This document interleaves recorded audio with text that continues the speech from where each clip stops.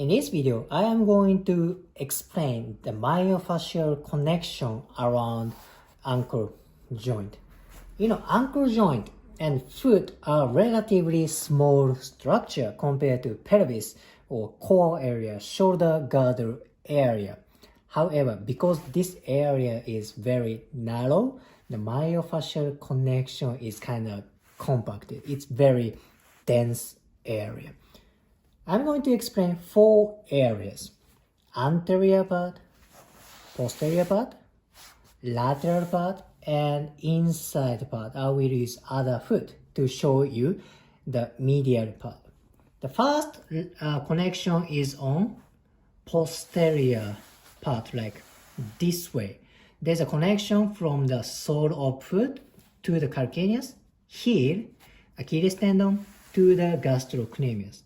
This connection goes all the way up to the head.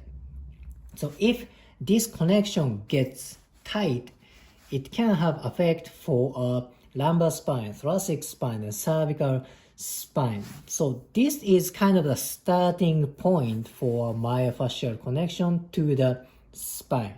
If this place, like plantar fascia, intrinsic muscle of the foot, or Achilles tendon, gastrocnemius, these structures get tight, this can affect all the way up to cervical spine or occiput area. Okay, the back line is very important, especially the plantar fascia or intrinsic muscle are kind of the tight place for most of the people. So this is important place. This is part 1, the back place. Okay. Next, anterior part. From this place, anterior part of the ankle, and tibialis anterior or extensor digitorum longus, extensor hallucis longus.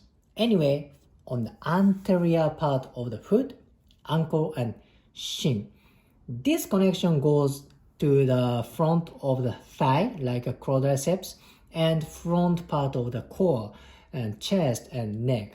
Basically, this goes to the all the way up to the front part of the body.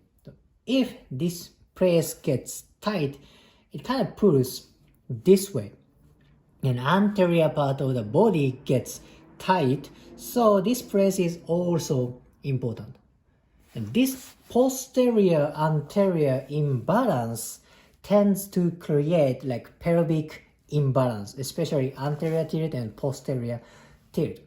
Of course, if other connection gets tight, it can affect pelvis. It's just my perception. Posterior and anterior imbalance creates pelvic imbalance. This is just my personal experience. Other people might say different thing. This is just my personal perception. Okay. Anyway, posterior connection and anterior connection, very important. This dorsiflexion, plantar flexion are very basic movement for ankle joint. What happens if either one or both sides gets tight? Ankle gets immobile, right? Anterior, posterior imbalance should be gone. This should be evenly kind of flexible. Okay. Now let's go to lateral part, outside part.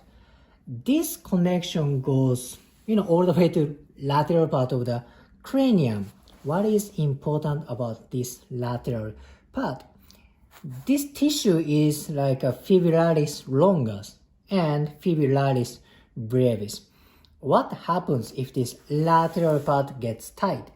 It brings ankle this way to the outside and goes to the lateral part of the knee, lateral part of the pelvis, lateral part of the trunk, like that. And if it gets tight, it can affect the knee imbalance.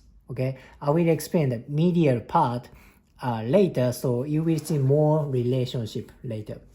Anyway, if lateral part gets tight, it brings ankle this way. This is eversion movement. Okay, the next one is the medial part. Now I will change the foot. Now last one is medial part, inside part. You know, there are deep muscles running the middle part, like flexor hallucis longus, flexor digitorum longus, and tibialis posterior. I think these are kind of intrinsic muscle for ankle joint. What happens if these deep muscles get tight? It tends to bring ankle this way. This is inversion. If this medial part gets tight, it tends to bring foot arch to the high arch. You know, this makes kind of arches high.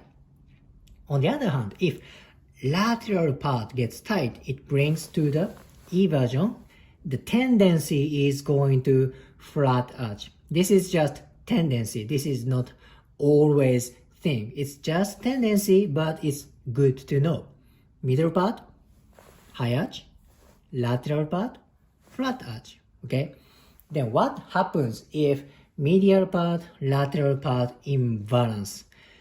My personal opinion, the medial lateral imbalance can create knee dysfunction, especially for bow leg kind of the thing. You know, medial lateral imbalance tends to happen to the knee joint. Of course, it can happen in pelvic imbalance, but you know, I think pelvic imbalance can from anterior posterior imbalance more than medial lateral imbalance. So I explained you the 4 part of myofascial connection around ankle joint. Posterior, anterior, lateral, and medial. These connections are so important for rest of the body part. If you liked today's video, please like, comment, and subscribe. See you next video.